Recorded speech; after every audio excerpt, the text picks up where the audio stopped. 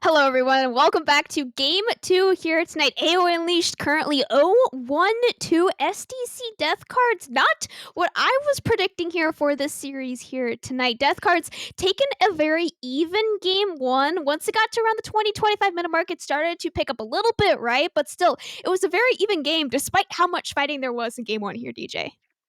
Yeah, it was very back and forth. A lot of good plays from both teams. You can see why I think the casting desk was pretty split on Yeah. this match, right? These are two teams that have a lot of power points, that have a lot of good qualities, and will fight you tooth and nail for everything on the map. This time around, though, SDC's composition, again, we mentioned, a little too easy to play out. The Wombo combo, you could fight it a couple times, but you couldn't fight it the whole game. Eventually, it did come off, and they do make a statement as they continue to pursue those high seeds in Heavy League. Their first time in Heavy League up against some pretty storied names, right? I mean, AOE, a couple of these members have been past round one of the playoffs. That is no small feat in the highest division in excellency. So far, SDC showing a good match for these players.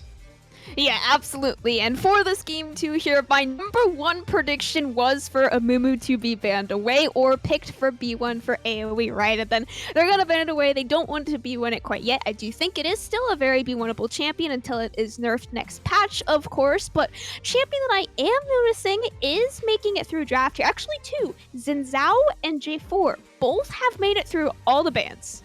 Yes, they have, and that is a big departure from the last game. We had that J4 and the Xin as these last bans. There are a couple of adaptations in this one, if I'm not mistaken. The Yasuo now taken away on blue side. So it is a pretty big ban switch up, and already AOE Unleashed looking to play off of that. That Aurelia was the first ban away in game number one for them on red side. They now have it open. They're going to pick it up to keep it out of Death Card's hands. Yeah, keep it out of death cards. Put it into the comfort pick, comfort pocket that you have here for AoE. This is not a champion that you ever be one if it is not just like your absolute one trick. There are way too many counter matchups. Yes, Aurelia, if she pops up or pops off, she's absolutely insane. But if you are able to shut her down, this champion, very similar to Lee Sin, right? She just can't really do all that much when she is put behind. Immediately matched by, of course, the Zhao, and surprisingly a little bit here, Lucian. Potentially surprisingly, I think, okay, well, this will be interesting to match Jarvan into Xin Zhao Lucian. This is a normal counter pick for Xin Zhao. This is counter picking yourself into Lucian. There is almost no AD carry better at dealing with Jarvan and Lucian. You just go, oh, hey, I'm just gonna leave your cage now. Bye. So that is an interesting pickup. The fact that SDC Death Cards have, or AOE Unleashed have decided, excuse me, for Mel Scout, that he wants that jungle matchup against Xin Zhao more than he cares about the Lucian.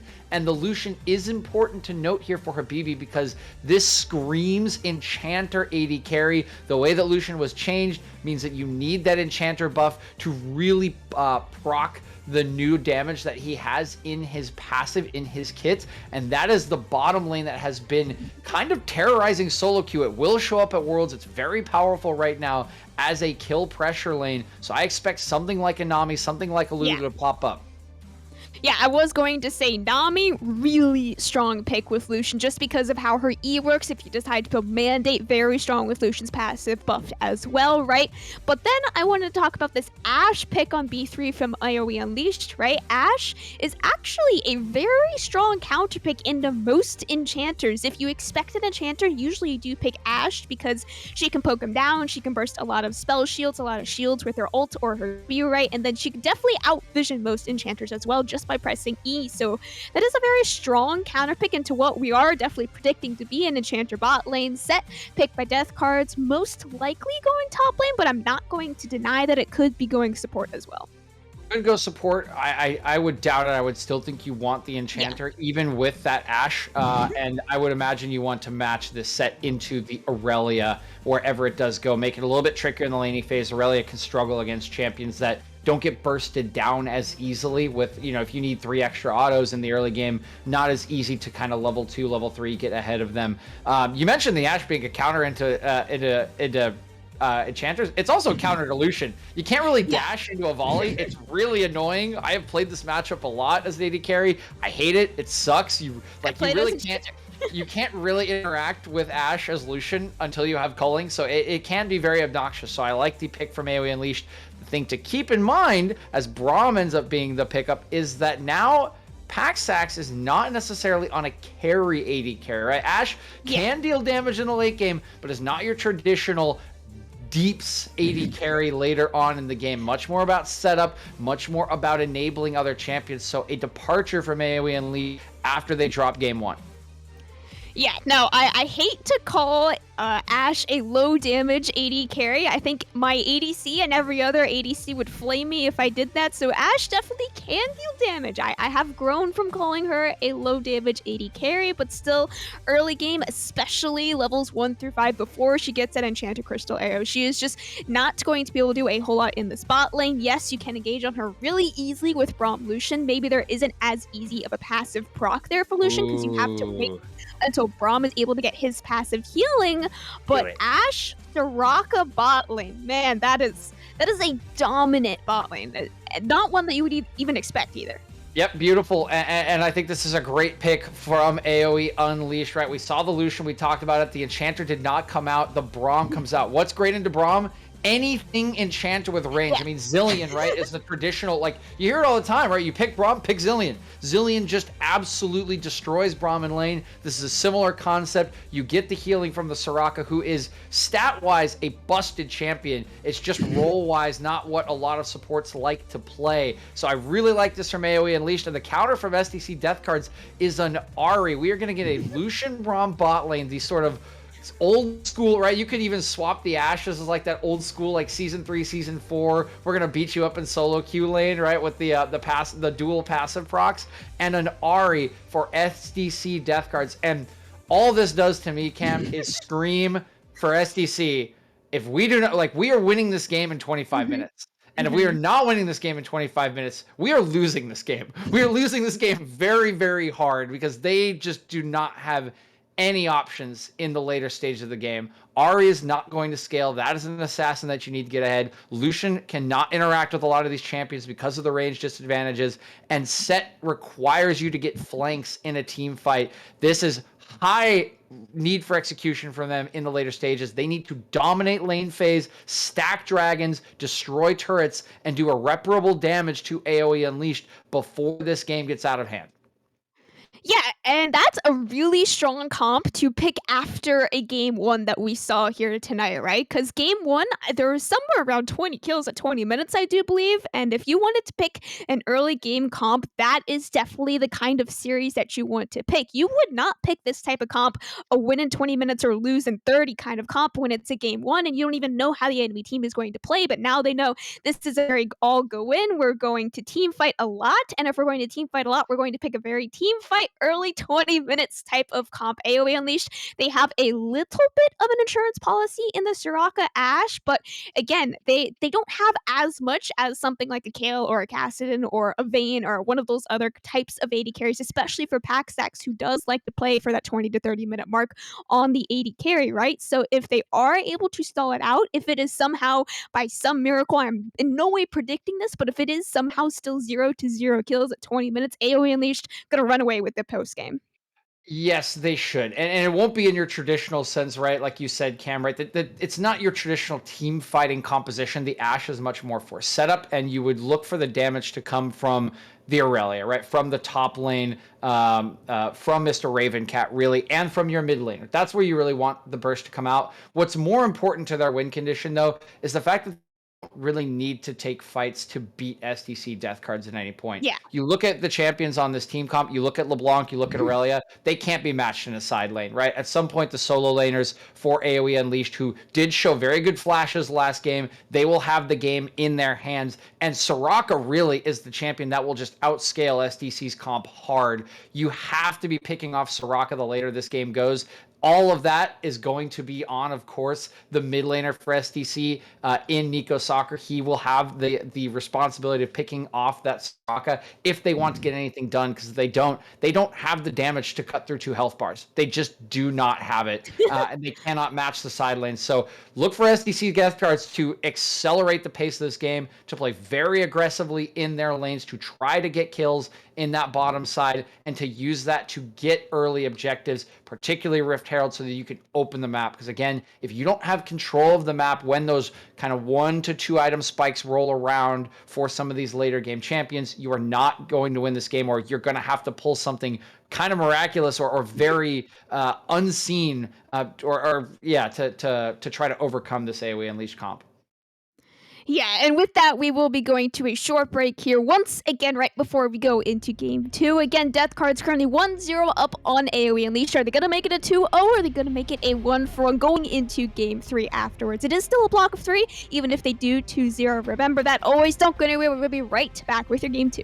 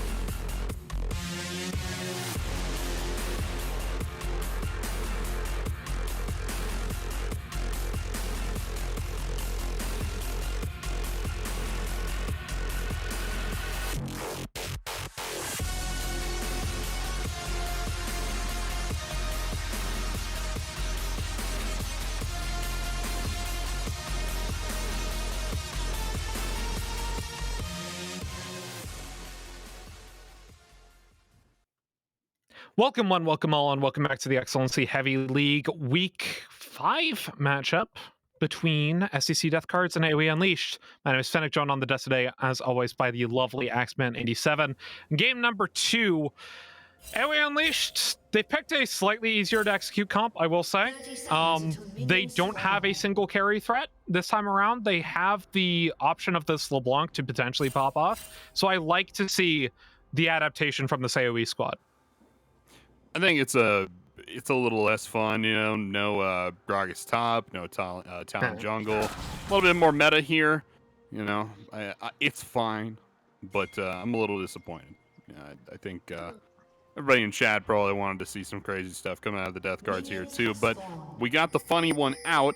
It's time for the real game, and Death Cards showing up with a very front-heavy early game comp here. You got the Xin Zhao. You got the Lucian. They're coming at you fast in the first 15, and after that, a little bit slower. But, yeah, it should be an effective team comp. I'm a little wary of the J4. I think J4 is super strong right now, Finnick. He can be very strong right now, but this Xin Zhao was still a good pickup into him. Can ult him away or make him less useful in a team fight. Really depends on how each of these players kind of plays those team fights.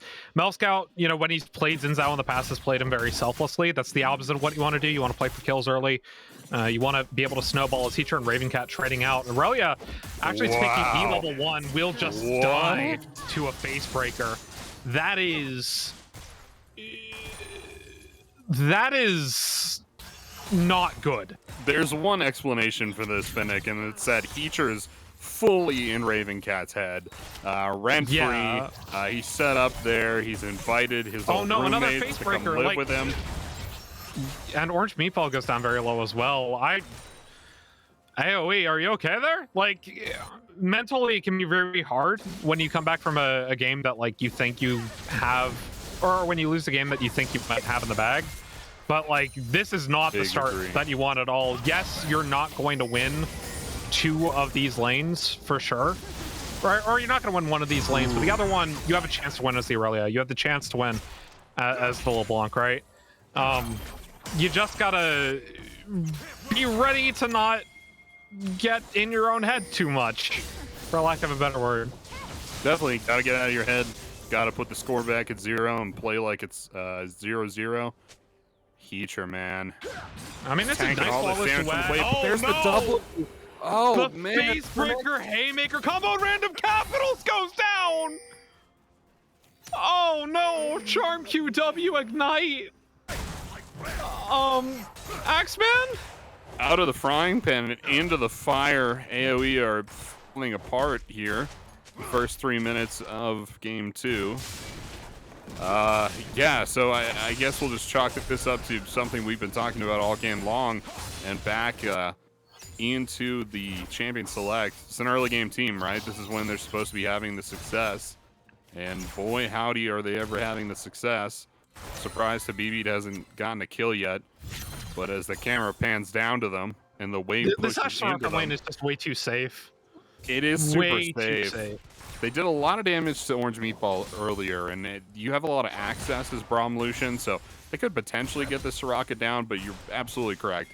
Very safe. You just got to land a Q to get a little bit of the regen back and walk right out of there. The silence is very nice as well. Xin Zhao up topside, Nore looking for Mr. Ravencat. You talk about something that'll put you back in a hole mentally.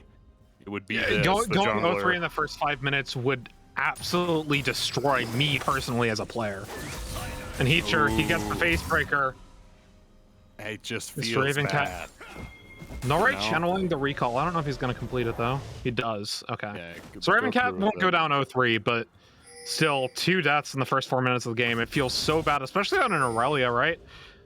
You have a lot of laning power. Grant you, Aurelio got reworked so that she has more rear-loaded damage, right? She does more in the late game than she used to. But even then, like, this lane phase, you're into a set. This shouldn't be, you know, as lost as it is right now. I'll scout up here. Lost flawless duet. And they get the Haymaker flash. That is Anore dashing in. Ravencat flash forward. They might get him, Anore too. flashes, knock up. Aurelia tries to mitigate the damage. Will. Anore, ooh, barely misses the Q there. Wow. And that is a play you make when you think that you've broken the enemy team. 100%. When you just stand there, tank a tower shot like that. That is... Yeah, that's a mental buster right there. Yeah. I don't know if you noticed this. Norre actually just goes for a grand total of 4 of his own Look at camp. Nico Soccer's positioning. Look at that positioning. It is so greedy. It Yeah, is you're so way up greedy, there. but he can get away with it. I think these solo laners for AOE Unleashed Feature, what? He's have gone proxying the mental wave boom. right now. Look at it. Leecher's Look doing at singe him. things. He's doing Singe things, oh man. You remember Singe when Singe was the thing? Oh man. Yeah. Good And stuff, look at good stuff. Ravencat. He's caught up by Nora again. No There man. is nothing he can do. He flawless sweats, blast cones, takes 2 over, caught up by the ultimate of Heacher, and he's dead. Super dead. You see Pierce Blade wandering back up topside here on the roam. So we're seeing some greedy plays here from death cards, but we're also seeing them go through the motions, which is what I really like. Did they need Pierce Blade up on the top side to kill Mr. Ravencat?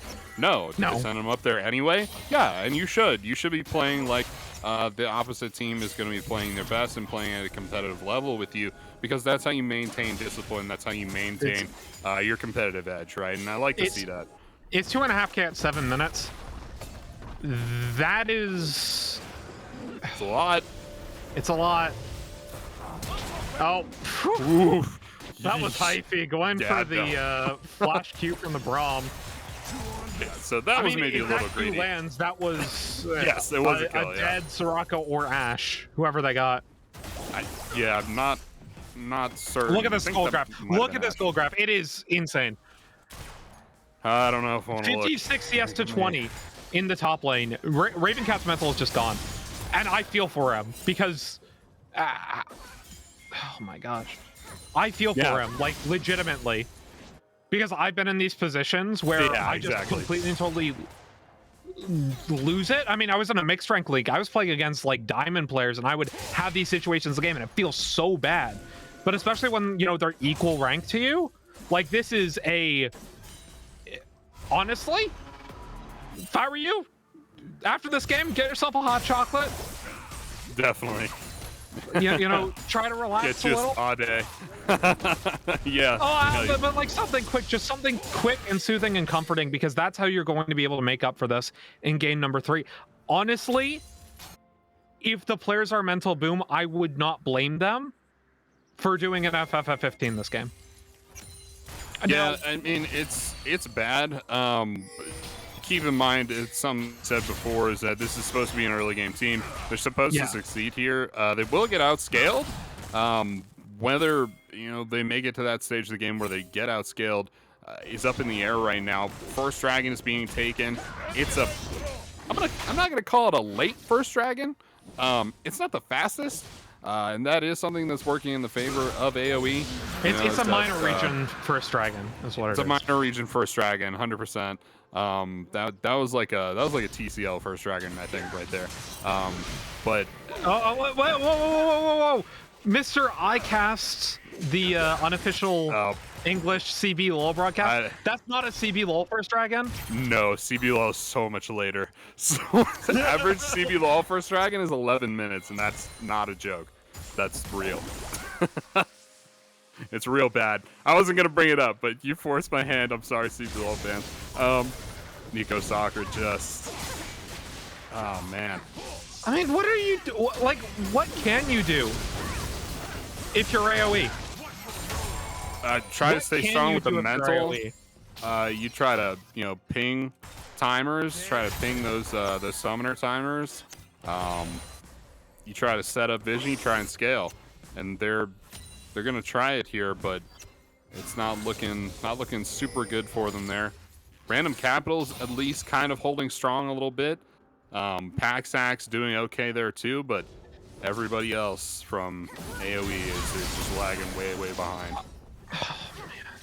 And Nico Soccer is, yeah, at the same time, right? Like, he's still like not trading as aggressively as perhaps he could be, considering his gold lead is at this point 600 gold. But at the same time, being cautious, right?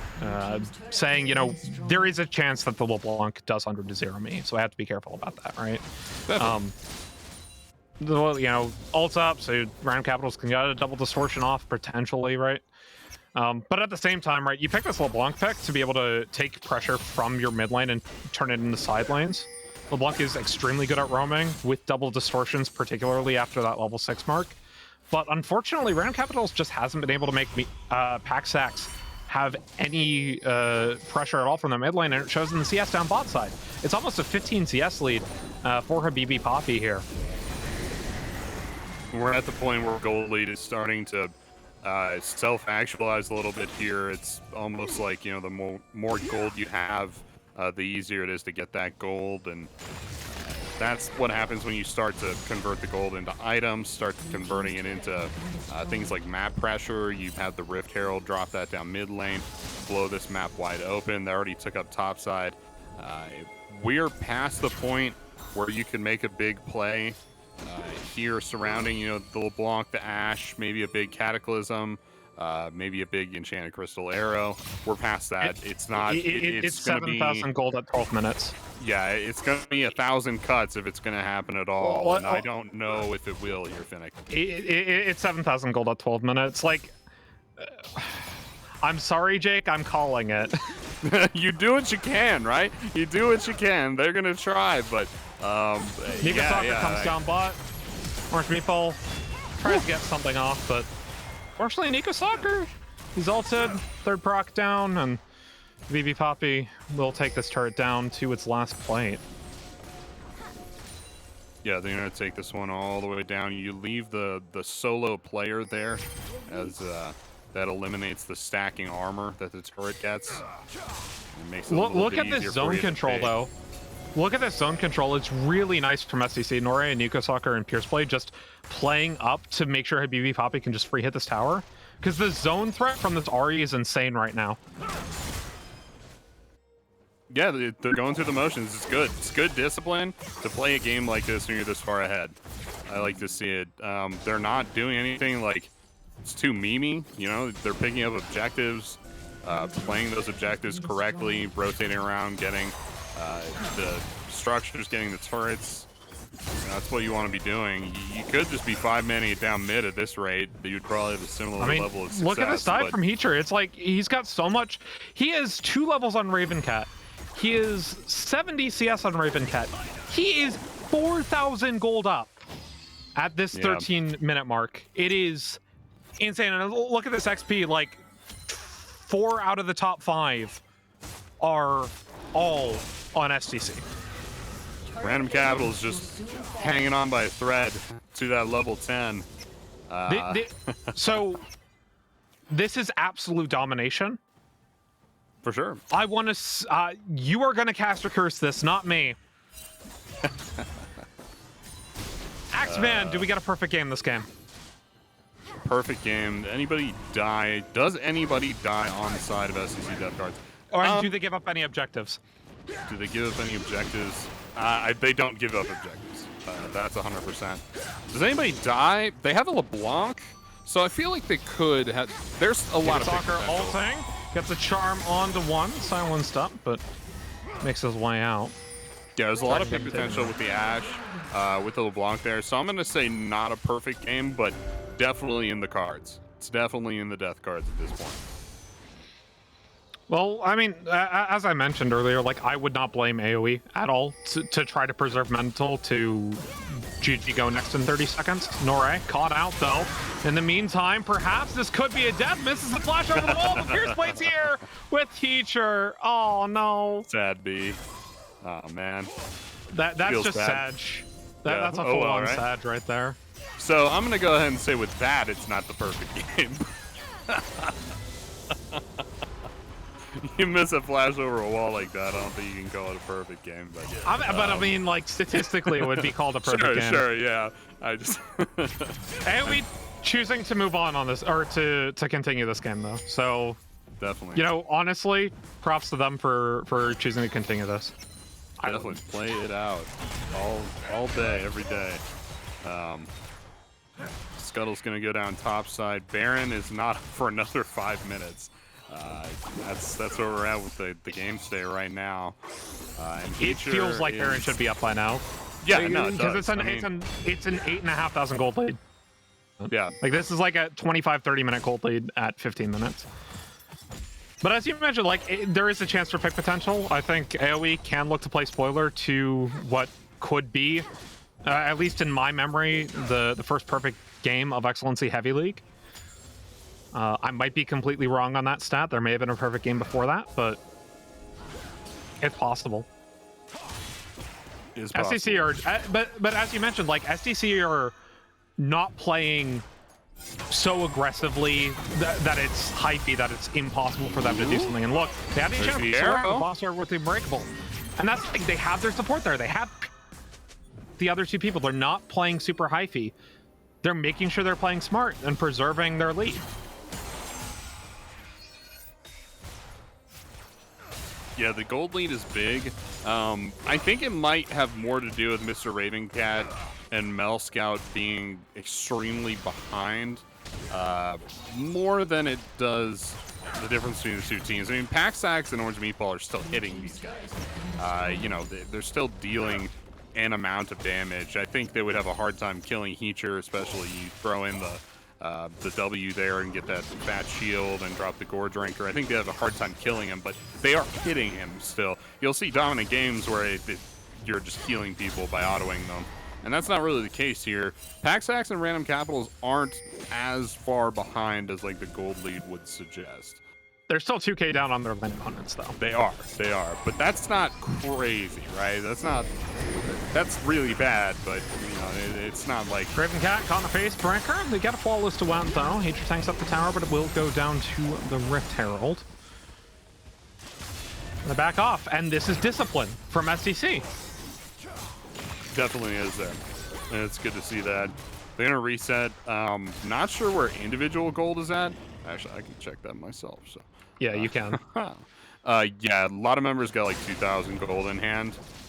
You just gotta spend it, or it doesn't matter. I mean, you across the board have like 6,000 gold in your pockets. That makes up the majority of the gold difference between the teams, and you're not spending it. So you want to make sure you're resetting, or that gold lead does not mean much at all. I mean, Nico Soccer can almost full buy Rabadon's Death Cap. He's only... So, yeah. Oh, never mind. That's 24 plus 11. Sorry, 25 plus 11. Never mind. He can't full buy it. He's like 1,000 gold off full buying it. But yeah, it's 32. Instead, he grabs a Phoenix Codex, Kindle Gem, and an Apt Tome, and recall full buy the Essence Reaver for Habibi Poppy. Dangerous. Very dangerous item there for Habibi on the Lucian. And these guys are coming back looking a little unkillable. We'll go ahead and say there are some mythic items completed by AOE, which is good to see. Like to see the shield bow, like to see the Gore Drinker. Those are nice, but that's it for them so far. I don't think Ravencat's going to complete a mythic this game. Looks like they're going for Bork, and they might not even make it there.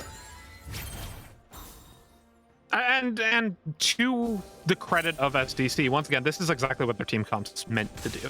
Yeah. AOE Unleashed, unfortunately, we're not able to make this, or we're not able to stave this off.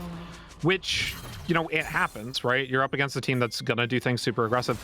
And I think part of it is also just the mental state you're in from this game where you could have won that game. You feel like you could have won it immediately, you know, with the level 1 kill in the top lane in the 1v1. That is just so crushing. It is soul crushing when that happens to you.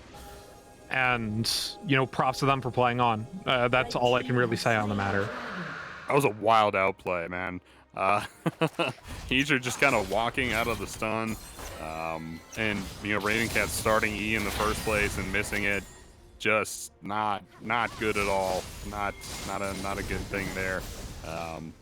And a very tough way to give up first blood. And I believe he teleported back in instantly and didn't die, but, you know, Heater. This is a 20-minute Baron, by the way. Yeah, on spawn. See if they can do it. They should be able to. Got enough gold. They got the items. Ash puts a Hawk in the pit. It's ticking down too, man. It's not fast, but like they're really taking it. Wild. Well, Lucian and Ahri aren't the best objective takers in the game, so I mean that's to be expected. Jennifer Solero a little bit late there. But with this Baron buff, they're gonna push for inhibs here. And with the Baroned up minions, it's really hard for AOE Unleashed, especially at this point in the game. They really don't have the wave clear for it.